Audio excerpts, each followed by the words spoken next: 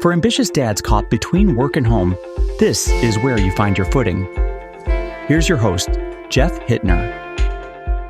Welcome to the Ambitious Dads Podcast. I'm your host, Jeff Hittner. After more than 200 conversations with fathers, I realized we're just not talking enough. Not about our fears or ambitions or how our kids are really doing or how we're holding up in the middle of it all. This podcast is for the dads trying to build something meaningful and be present at home. The ones carrying a lot, questioning if they're doing enough, and craving honest conversations without the filters.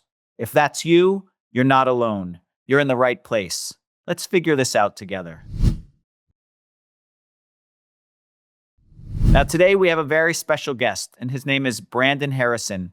Brandon is the executive director at the San Diego Futures Foundation. He is a wedding officiant, and we'll talk a little bit about that, an author, a TEDx speaker, and the recipient of the 2026 Top 50 Black Leaders of Influence. Very, very cool. And most importantly, of course, he is the dad to 3 kids. Welcome, Brandon. How are you doing? I am doing great. I'm glad to be with you, Jeff. This is my favorite topic to talk about, is fatherhood. So thank you for having me. I love that. I love to hear that. So tell me, you have 3 kids. Tell us their ages. Yes. So I have my oldest son, Judah, is 15, and my youngest child is 7, and our middle is 11. And all their birthdays are around the summertime. They're all in August and September. So we have a busy birthday season in start of the school year and into the summertime. So that's 15, 11, and 7. I love it.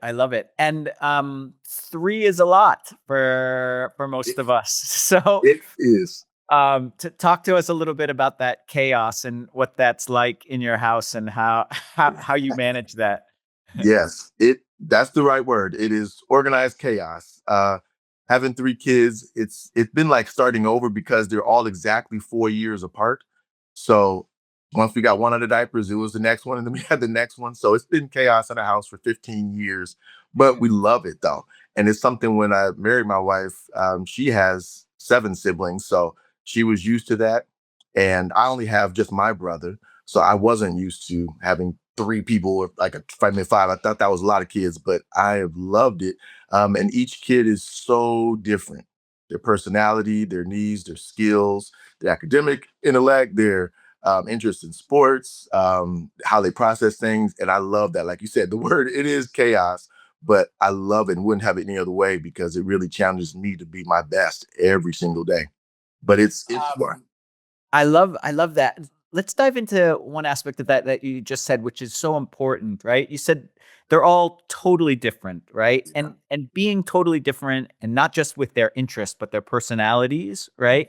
How do you as a father manage that? For instance, you have one child and you sort of think you figured it out, and then you have a second and you're like, oh my God, none of the tools I used on child number 1 work on child number 2. And then you figure out and now you're all the way at child number 3 and you're like, oh my God, I have to learn a new set of tools.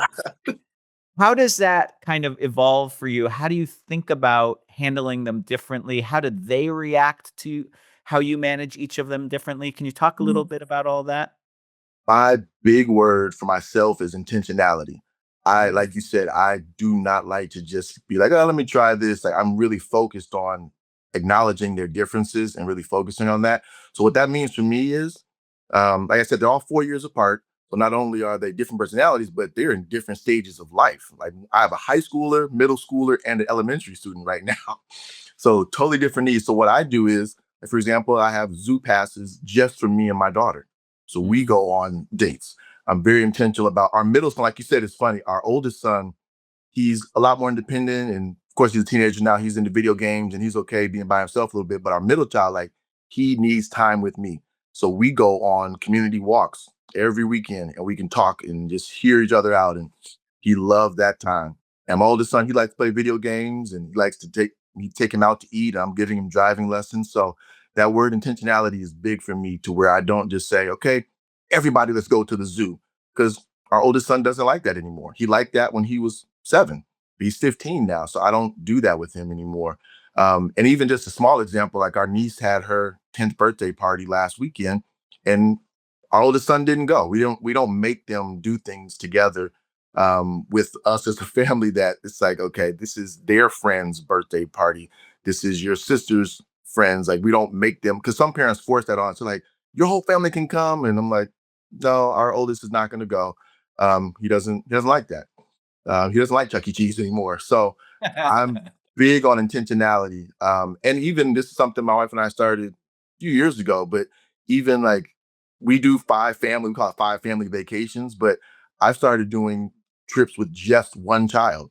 So my wife, a couple summers ago, she took our daughter on a cruise with just her, and I took the boys. And then there was a year that we noticed that they needed more attention. So I did Father's Day weekend. I took one of my sons on a cruise, and I took the other one on the cruise another weekend by themselves to get one-on-one time with me.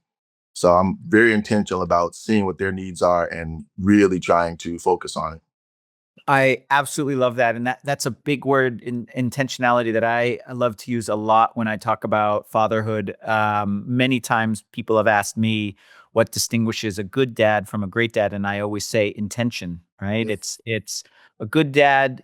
Presence is really critical, but intention is when we are really thinking in advance of like kind of anticipating what our kids needs Yeah.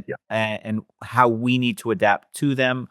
What it talk to me about what that's like though from like a constant learning perspective. So again, like you think you figured out what child number 1, number 2 needs, and then it's changing, and then meanwhile your youngest one is changing. Like how are you managing that in your own head? I It's very difficult. I am To be honest with you, I'm very some weeks I'm excited, like I killed it as a dad, and other weeks I'm very discouraged that I did not. And I to be honest with you, like I do get frustrated with myself because I also am a CEO of an organization, and I have a personal business as well and do public speaking, a lot of things that cause me stress to where I'm just like, I am too tired to be intentional with my kids right now. I don't feel like it. So, and what you said is so true. Like our oldest son, when he was a baby, like he was sleeping through the night and he was just great. Our second son, it took us 18 months to get him out of our bed. Like he was just up every 3 hours. And then our daughter was kind of in the middle, and we had to totally just rethink of how we did it, but at the same time care for both of them. But right now, I would say I I'm so busy. I run everything on my calendar. I have a work calendar and a personal calendar. So, like I just said before, but I do it with my kids too. Like I said, this Saturday I'm taking one of my kids to Legoland, and I had that on my calendar. And then the next day, I set up a play date with my daughter with one of her friends. She'd been asking me, she's like, "Daddy, please, I want to go with my friend to the park." So I put that on my calendar. Sunday at 2 o'clock, going to the park with my daughter and her friend and her dad. So it's very organized for me. And that's something my kids like and sometimes don't like, to where they're like, why can't we just go right now to the park? I'm like, Daddy cannot do that right now. And to be honest with you, it's something that my wife and it doesn't work for everybody. And some people think it's weird because my wife, we made this when we got married. Like she stayed home with the kids for 13 years until our youngest got into kindergarten. So she put a lot of time, energy into the kids. I did as well during that time, but she's getting to a point now where she's getting back in her career, and it's me going to the birthday parties. Doing the play dates. I'm taking to the zoo, to SeaWorld, to Legoland, and people always do think is we're like, why aren't you hanging out with this, doing that? I'm like, my wife has laid the groundwork, and this was our agreement. And not that I was never involved, but now I'm just like, I want to make sure that my wife can rest and she can go with her friends and build her career. And it is me and the kids, and we're going. No, that's awesome. So that would obviously lead to the next question, which is how, if at all, do you carve out time for yourself? So, Mm. if you're a CEO and managing that responsibility and you got 3 kids, not 2 or not 1, Yeah, yeah. like how are you finding the time to be reflective, especially if you're talking about intentionality? That's kind of a requirement for it. So how do you figure that out for yourself?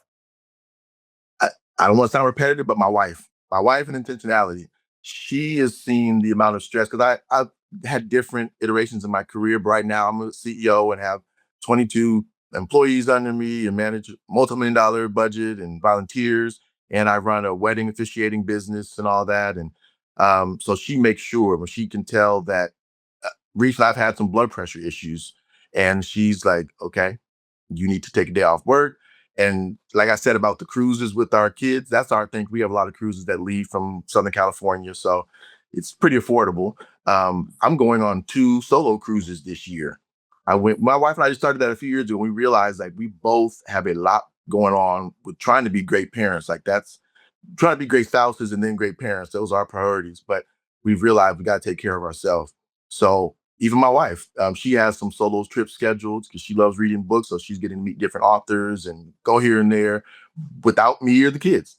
And she's encouraged me to do that too. I was like, it's 3 day cruise. And I'm like, that does it for me. But also, I like the Super Bowl. I didn't watch it at home. I didn't go with any friends or anything. I went to a sports bar by myself for 5 hours and watched the Super Bowl. And she lets me do that, which is awesome. And she not even lets me, she encourages me. She's like, I go to comedy shows by myself. I go to lunch by myself because I need that, like that space to not have 22 employees coming at me and board members, all these different demands and clients and the nonstop. I usually have somebody who needs me to do something for them. So my wife is big on making sure, like, okay, it's been a few weeks, like you need to just go to dinner by yourself. And it's something that we are very intentional about making sure we have that time by ourselves and exercise too. She built a home gym for us during COVID in the garage. Like we've been big on getting our own exercise in. This is amazing. It's so healthy what you're saying because I interviewed explicitly maybe 30 of the 200 ambitious dads that I've interviewed about this topic of um, like going on a retreat without your partner, without your kids. And amazingly, of these 30, only 4 had ever done that. And when I asked them if their wives had done it, the answer from all of them was yes, absolutely. But when I asked Yeah. if they had done it, they all, they generally all said no. And it was so shocking because they hadn't yet really found like um they just hadn't given themselves the permission. Yes. It wasn't about their partners saying no. It was never about that. It was like, Yes.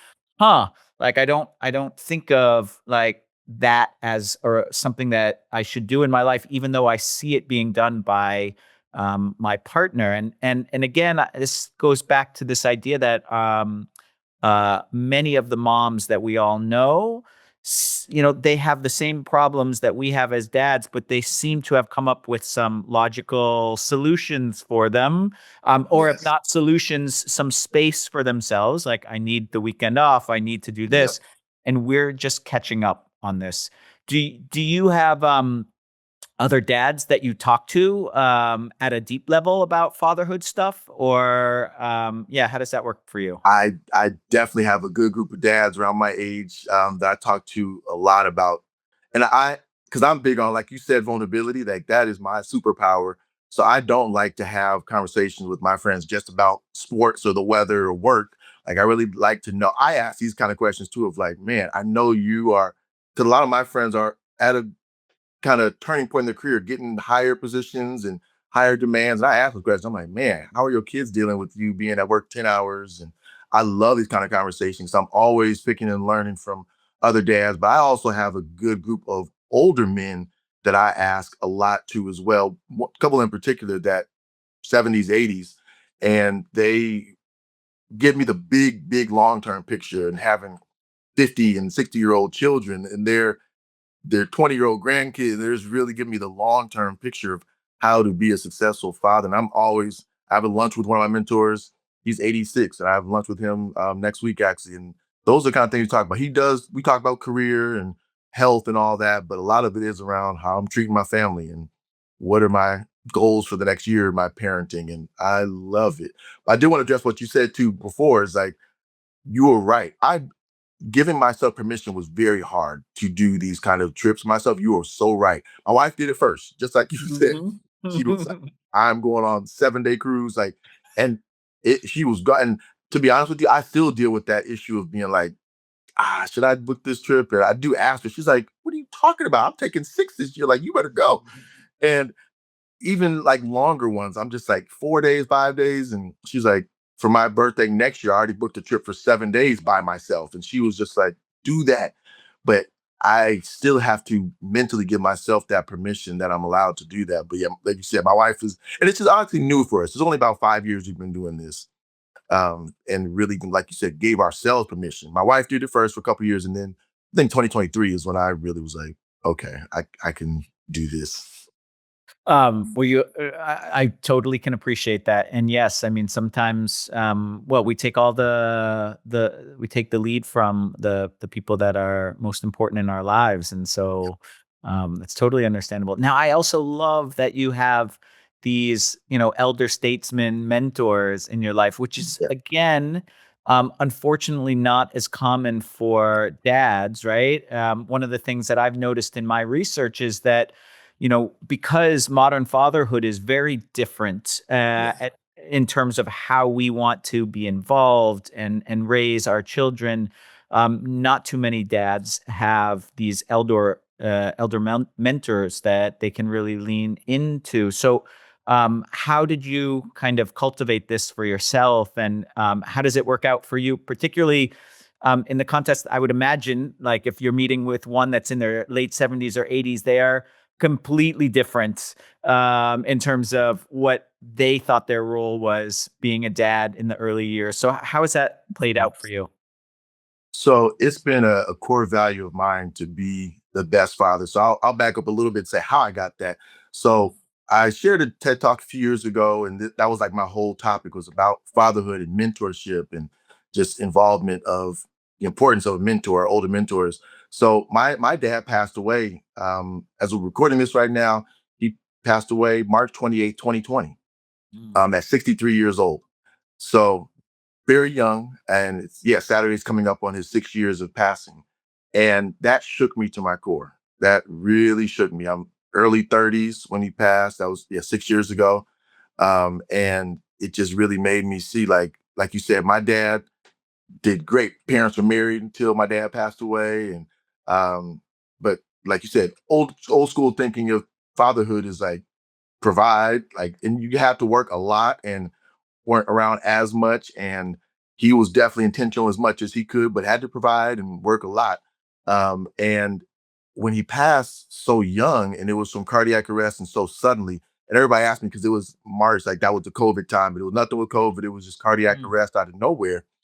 And that really changed my thinking of fatherhood of like, okay, I need to make sure that I'm learning from older fathers, but I'm so intentional with my kids because I never know how long I have. I don't want to sound all sad and gloomy on it, but it really 6 years ago really flipped my whole intention of fatherhood to make sure that, because I have good memories of my dad, but I do wish I had more. Like I said, he passed at 63, so it was pretty young, and mm, there's so much I wish he could do with my kids and all that. So that's the perspective I get from the older. So I only have one tattoo, and it's "Keep up the good work," and that's what my grandfather used to always tell me. Me and him, since I was a kid, were just besties. That was my guy. He also passed away in 2020, mm, 2 months after my dad passed away, and those were like you. Those are father and my grandfather, and they meant the world to me. I just saw how great men they were, fathers, and the intention they put into me as a son, as a grandson, to where I'm like, I've got to keep learning from older men of how to be the best I can, because those two poured so much into me. And I'm just so grateful for all they did and all they started to do for my kids. And I'm just like, I've got to keep that mindset. And that's what my mentor I'm meeting with next week, he always talks to me about that. He was like, if your life is successful in 60 years from now, if you're healthy, live till you're 100, like, what do you see as success as a father? And so it's really helped me to have those older mentors, as my dad and grandpa, they always had the old soul. So they always tell me to think long term and what I want my life to be like, my kids and my wife. And so it's really made me force myself to be like, I've got to keep older men around me to keep mentoring me. Like I said, especially 6 year ones, my dad and grandpa passed within 2 months of each other. I'm like, okay, my father and grandfather are gone. I've got to figure this out, even though I was a grown man at the time still. But I'm like, yeah, yeah. I really getting more intentional about reaching out to mentors. and making sure that I keep the long game in mind. Wow, that must have been a very, very tough and sad and reflective year for you at the least. Yes. So yeah, thank you for sharing. Mhm. Um, w- what do you think it is that makes it hard for so many dads to have that sort of deep conversation with either elders or other dads? Because I mean, if I think of people that are 30 years older than me that would potentially fill that role model example, the only thing they really want to talk about is like, how are you managing the finances, right? Right. Right. Right? Yeah. When it comes to thinking about the family, that's a conversation that seems a lot more forced. And the Yeah. same is sometimes true when I can meet up with a bunch of dads, and the conversation can stay very general about sports and beer and not Yep. get into depth. What is it that has enabled you to have the deeper conversations, and what do you think it is that is stopping so many dads from having them in other contexts? I think what's stopping us is fear and embarrassment, and also lack of knowledge and exposure, like you said earlier, to maybe because I know I'm blessed. I know I had great father figures and grandfather. Both my grandfathers were amazing as well. So I know that's not the norm. And what you said is funny, but it's true. I think it is a forced conversation to have. It's not natural for us guys to talk about anything else in sports and beer, and that's natural, and that's what we saw it because like I said, my dad was great too, but I was a child and I stayed in a child's place. I never really had those sex conversations with him. I didn't really have those deep conversations with dad. Like that's why I saw older men. It was very just like you don't really talk about these things. Therapy is a new thing. I'm 38 years old, so I'm an 80s baby and 90s child. So I I started being raised more after I grew up, like being therapy and really talking about our feelings. My parents like even my mom went through a lot with I said her husband passed away and her dad passing away. So like the therapies never crossed their mind, that generation, to really have these kind of conversations. I feel my generation has been a little more normalized to have these conversations, but it's still forced. So I feel just like the generation growing up in it's a little easier. But I also feel it's difficult because, like you said, I also deal with marriage a lot. I said I've officiated 194 weddings. Wow.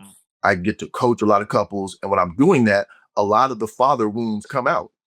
And so a lot of the guys I talk to, they've never told their fiance that like I hate my dad. I didn't know him. I couldn't stand him. He did this to my mom, and those things come out when we're talking. I'm like, there's so many, and or the dad just wasn't around, and Mhm. that is like I said, I've almost coached 200 couples before for premarital coaching, and it's like that is a common thread that I've seen, to where there's a lot of father wounds, and that's why I just got so attracted to when you reached out about this topic. I'm like, I love it because I have a different father story with my dad, but now that he's gone, I've had, like you said, a lot more reflection to see of like it hurts not to have my dad here anymore, but I was fortunate to have him for 32 years.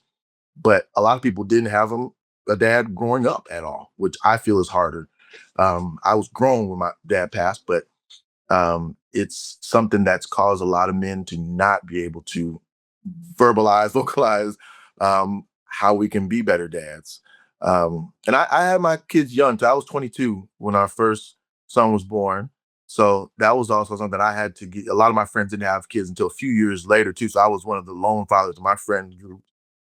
So I did have to kind of search out for other dads who were in that same season of life because I graduated college in May and got married in November, and then the next September I had a kid.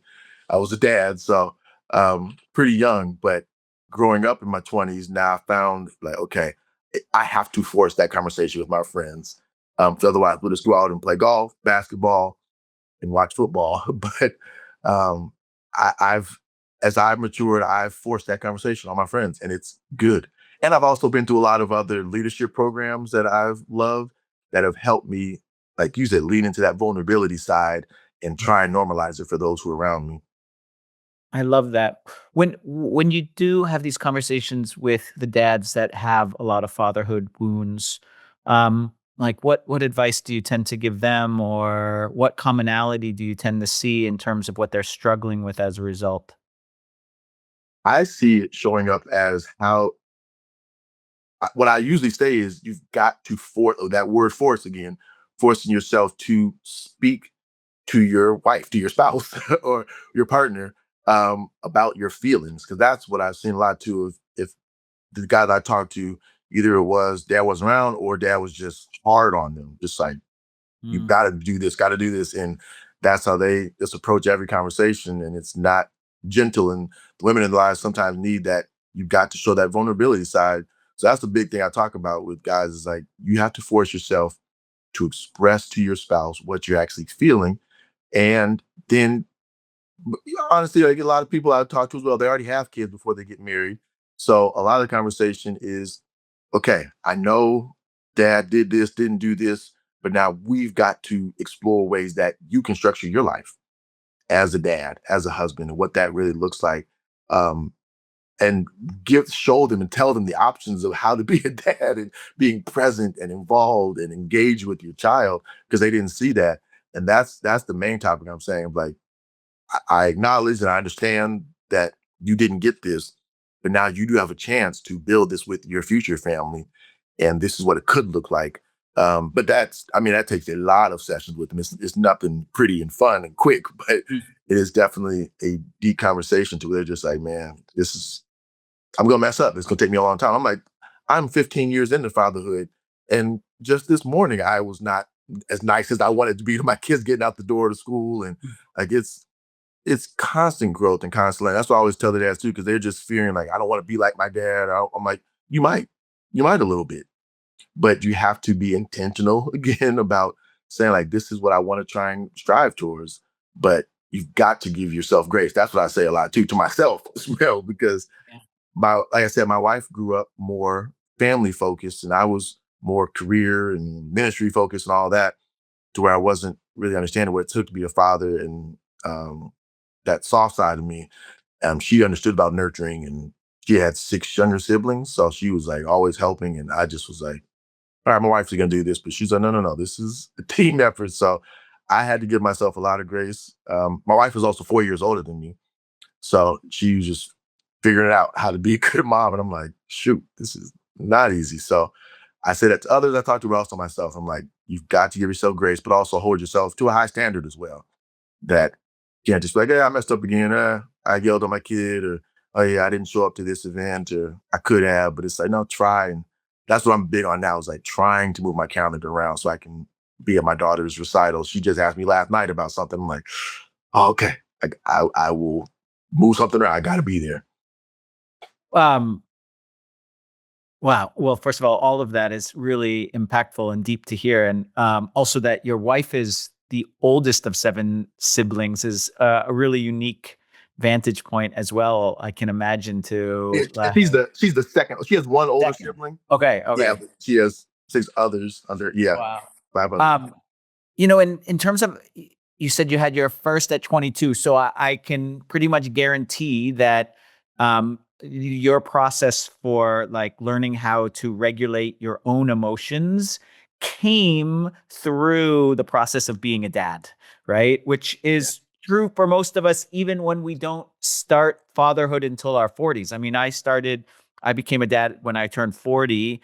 Oh And wow. for sure, yeah, for sure, I never truly learned how to regulate like my emotions until I had children that couldn't regulate theirs, and right, it created all sorts of dysregulation for me. So, can you talk a little bit about what that was like for you? Because you were particularly young from that perspective, and like just discovering how their emotions triggered yours, and kind of how you grew into becoming better at that. Whew. I'm still growing into being better. That honestly, I have not mastered that part of my emotions. 22, first kid. My wife and I, first year of marriage. So we were still figuring out how to be husband and wife. Um, we did pretty good with that. Like I said, our first kid was pretty easy as far as sleep training and his emotions. He was chill. Like even at 15 now, he's pretty chill. But he's getting more attitude now. Where that's where I'm seeing now where I'm struggling with this teenager attitude. Where I'm like, oh man, I got to calm down because he's just disrespecting mom and me and not doing chores and doing different things in school. So I'm like, man, you got to focus on school. We're not giving you too much other things to do.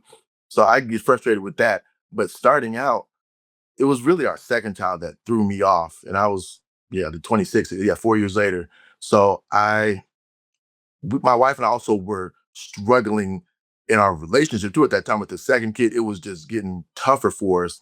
So we weren't on the same page a lot. So that one really was tough for us. We were going through me changing churches. It doesn't sound like a big deal, but at the time I grew up in one spot and it was me trying to figure out how to leave that place. And it was causing a lot of tension in our marriage. So parenting part became very tense with the second child and that my emotions were not good. And like I said, he was not sleeping well through the night. And it was just a struggle for us then. And we had to do a lot of counseling, a lot of time and intentionality again of discussing things and not, we were not pissed off at each other about how to be the best parents. But then our third child, I wish I started at 40 actually. I think, but because we were just going through so many life changes, figuring out ourselves as people and individuals. By the time our third year came around, we were in a better state financially in our marriage, just as individuals. Um, 2018, our daughter was born. So, and we got a house the next year. So we were getting a little more stay. We were in a condo for 10 years, first 10 year our marriage. And it was like our emotions were tight. We were feeling like the walls were caving in on us in a condo. Mm. We were just like, it was a beautiful place. It was like brand new when we got it, but it was like, okay, we had two people when we started. Now we have five. And we're just like, our emotions were bubbling up in that place. We're just like, this is too tight. So we finally got a bigger house now in 2019. Everybody has more room. And that helped us a lot because COVID really amplified a lot of our emotions too, of being around each other and the kids and distance learning. And it was a lot to process because we were just like, okay, I love being a dad, but the kids are home all day, every day, and I'm working from home. And those emotions were not fun either. And then, like you said, when COVID started, we're quarantined, but then my dad passed in that first month of the quarantine, then my grandpa the next month. My emotions were no good. I was grieving, mad, stressed, fearful of my job. I was just like, I was not the best dad in 2020 at all. It was scary. I didn't know what up and down was, and my kids felt that too. But they gave me grace because they were seeing like just lost dad, grandpa, quarantine, all that stuff, and it's been a journey. I know that was a long story of like my emotions, but it's like I have grown a lot since 2010 when son was born. But I always tell my oldest son, like, I appreciate his grace he's given for me because he's seen me as a 20-year-old and now almost 40-year-old. And it's like, and he's seen we've had like no money and now we've gotten some more. And he's seen my whole progression of all the jobs I've had. And I'm like, I tell him a lot, thank you, man, because you have not seen the best of me. And like he's seen that I'm a different dad for our daughter too. He doesn't like that sometimes. Like you asked earlier about how we treat others. I'm like, I have changed my approach with our daughter because she's a girl also, but it's like he's 15 and she's 7 now. So I've changed a lot as well, my wife. So he's seen how we've approached things differently with her. And we're still learning.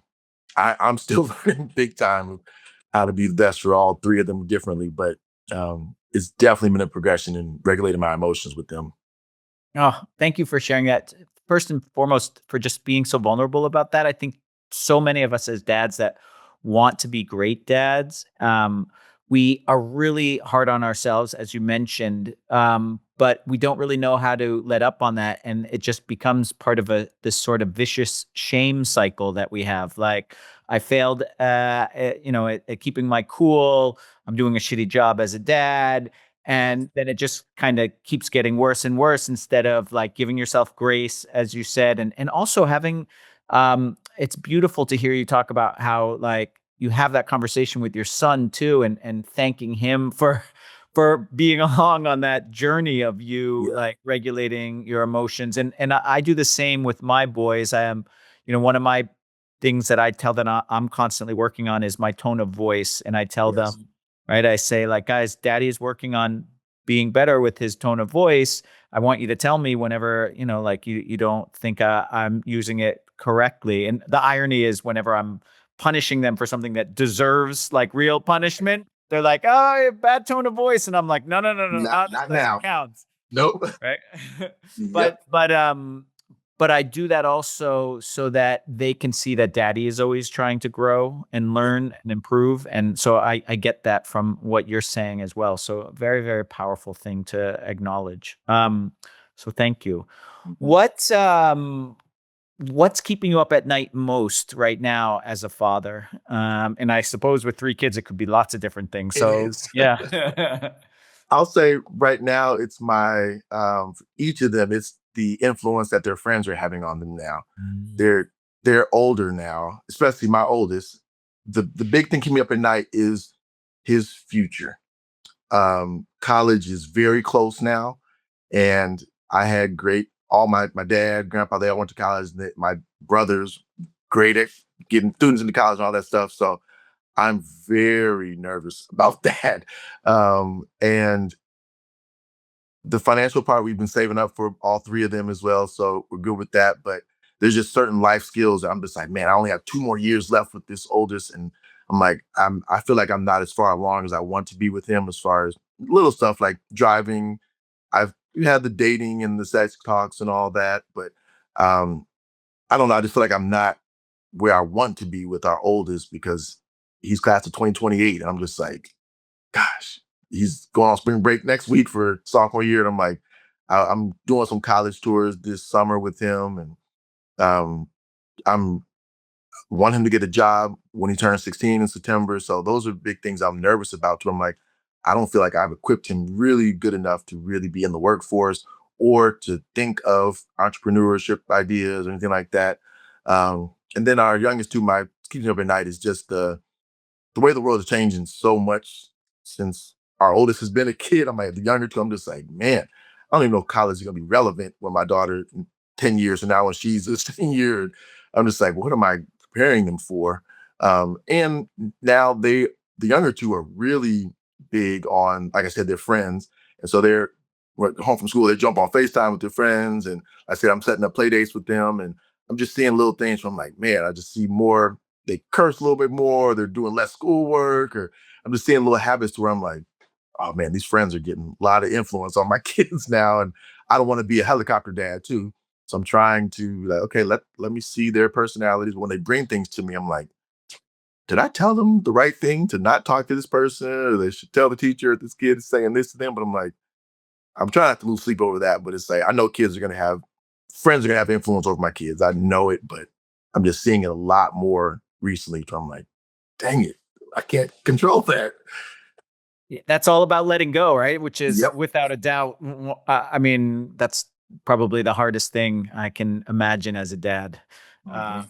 right. So I can see how that would keep me up at night as well. Yeah. Particularly as they start to move into that teenager age group. So, wow. This has been amazing. Is there anything else I should have asked you about from a fatherhood perspective that you think about a lot or that keeps you up at night or anything like that? I think you asked everything. I just think my last little message is about the legacy of fatherhood. That, Mm. like I said, losing my dad and grandpa in such a short time frame in my early 30s, like it really made me think about why I want to be a good father, not just the how of it. Cause I do get caught up a lot in the how, like you said, I should plan for college and future and things I'm worried about. But now I'm trying to be like, why do I want to do this well as a father? And I see it differently now of how I think of my dad now that he's gone and my grandpa.